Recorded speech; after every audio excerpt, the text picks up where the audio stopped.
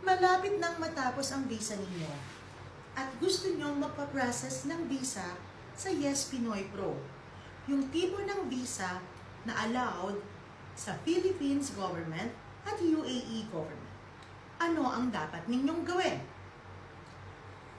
Ang gagawin po ninyo ay unang-una mag-seminar kayo para maintindihan ninyo kung anong klaseng visa ito at bakit ganun ang presyo.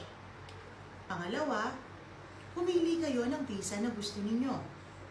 Pangatlo, dapat bago pa makancel ang visa ninyo, mga 1 linggo or 3 linggo. Ang pinakamaganda, 3 linggo. Okay?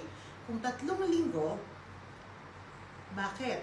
Kasi at least maayos pa natin yung freelance permit ninyo. It will take a security approval of 3 weeks. Security approval of 3 weeks. Okay? Pagkatapos ay maaari nyo nang i-process ang visa nyo kapag na-cancel na kayo. This way, tipid ang inyong fines. Oo, may 1 month pa kayong na-grace period, pero it's always safer na hindi lastminute.com. Laging mas maraming time bago magpa-process ay safe ka. Maraming salamat po for trusting Yes Pinoy Pro.